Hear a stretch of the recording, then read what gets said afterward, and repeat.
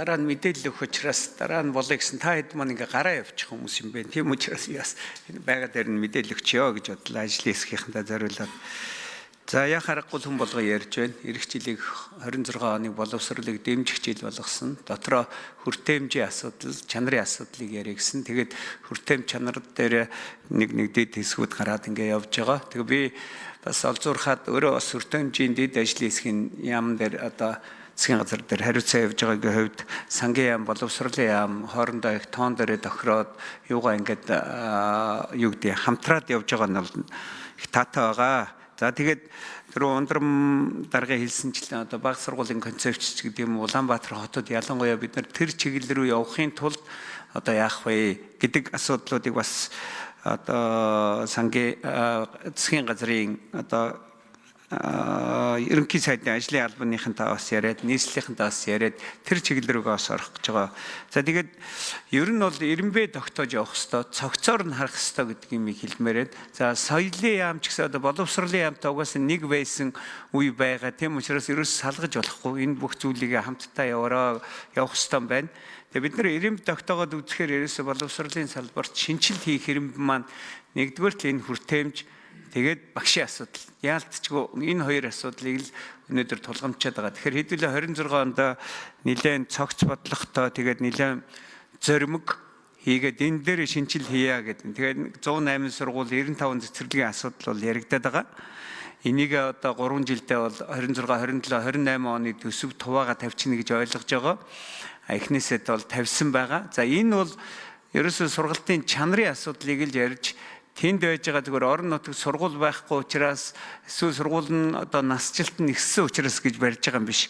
Энэ бол ачааллыг багасгаж сургалтын чанар ярих тал руугаа л орж хийж байгаа асуудал шүү. За тэгээд өнөөдөр одоо хэд хэдэн гишүүн маань, Бомочир гишүүн маань чиллээ, Хосоо гишүүн чиллээ. Тэгээд энэ барилга юуны тал дээр багшийн хомсдлыг л яах вэ гэдэг асуудал дээр л дахиад би бас асуучмаар л байна л да.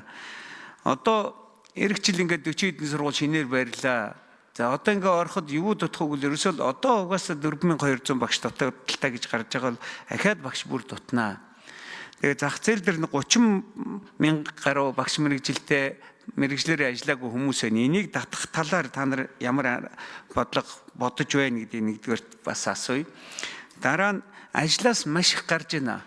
Хүмүүс ажлаас гардаг хурд бол одоо жилд бүр 10% тэртэй ажилд орчоод тэгээд 10% дараагийн жилд нь гараа авчиж байгаа ийм асуудал байгаа тийм. Энэ бол тэр цалинтай холбоотой.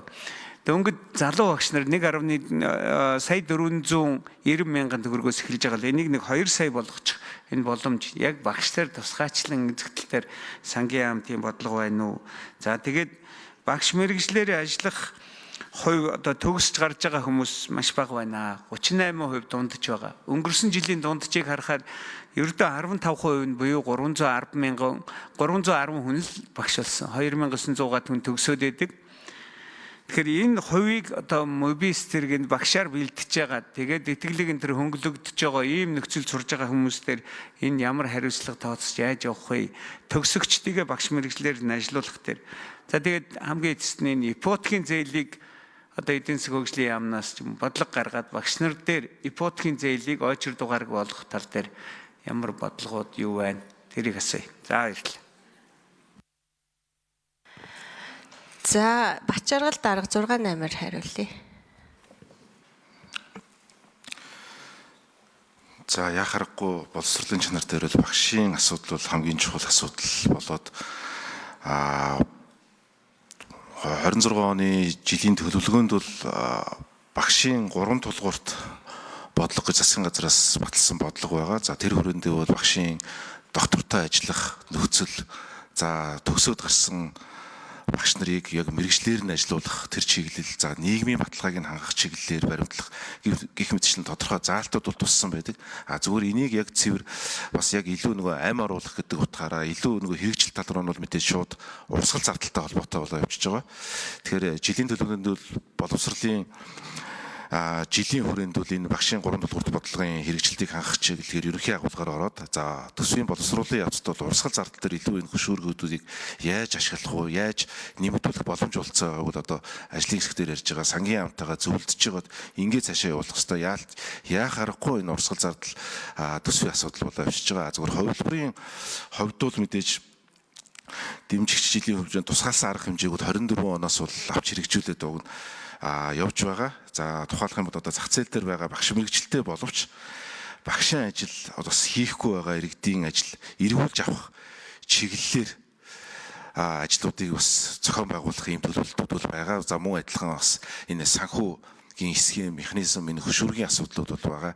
За мөн түнчлэн нөгөө доктортой ажиллах ажлын байран дээр ажиллаад төгсөж ажиллаад эхний 5 жилдээ бол одоо бараг 50% нь одоо эргээд өөр ажил мэргэжлэр ажилладаг гэсэн судалгаа байдаг. Тэгэхээр зэрэг бид нар энэ 5 жилд за цаашлаад 3 жил тутам одоо ингээд 6 сарын цалин одоо тооцож олгодог энэ механизмыг илүү боловсронгуй болгох эхний 5 жил дээр доктортой ажиллажвал цаашлаад багш нар маань бас одоо зэргийн нэмэгдэл, урамшуулал гэх бусад асуудлууд маань нийгмийн асуудлууд маань нэлээд шийдэгдээд явах юм нөхцөл бүрдчихдэг учраас эхний 5 жил дээр бол бас доктортой ажиллуулахын ажил бол бас чухлаар тавигдж байгаатай холбогдуулаад бас төлөвлөлтөндөө бол оруулаад явж байгаа.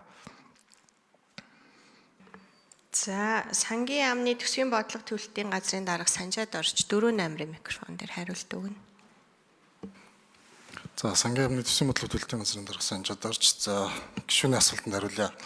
За яг одоо бидний хилцэж байгаа энэ жилийн улсын жилийн хөгжлийн төлөвлөгөөтэй уялдуулаад бас нэг бодлогын баримтчиг нөгөө талд хэлцэж байгаа нь бол төсвийн хүрээний мэдээлэл байгаа. За тэгэхээр бол одоо бодлогын альва шийдвэр маань өөрөө их үүсвэртэйгээ бас уягдах хэвээр, төсвтэйгээ уялдах хэвээр. За тэгэхээр төсвийн хүрээний мэдээлэл бол яг энэ жилийнхэн төвшөнд бол байж байгаа. За намар бол төсөв бид нар жилийн төсвийг хийхдээ бол улсын жилийн хөгжлийн төлөвлөгөөг хэрэгжүүлэхэд чиглэсэн байна гэдэг бол үндсэн одоо заалцтай, зорилготой. Тэгэхээр намар төсөв дээр бол энд одоо хөгжлийн төлөвлөгөөн дээр орсон зүйлүүдийг төсвийн хүрээний мэдээллийн одоо тэр хүрээнд дотор оруулж бид нар багтааж явуулна гэсэн үг. За товчондоо хэлэх юм бол энэ жилийн төсөв, эх жилийн төсөв хоёр ижилхэн байна гэдэг маань бол хэрэг бид нар цалин үйлсийг тэтгэвэр тэтгэмжийг эх жил нэмэгдүүлээ гэвэл энэ 1-ээс 1.5 их 80 төгрөгийн асуудал гарна. За энэ хэмжээгээр зарлахыг бол бид нар хэмнэх хэрэгтэй болно. Тэгээ үлдсэн дүнд. За Санжаад орж дарга гүйцээгээд хариулъя.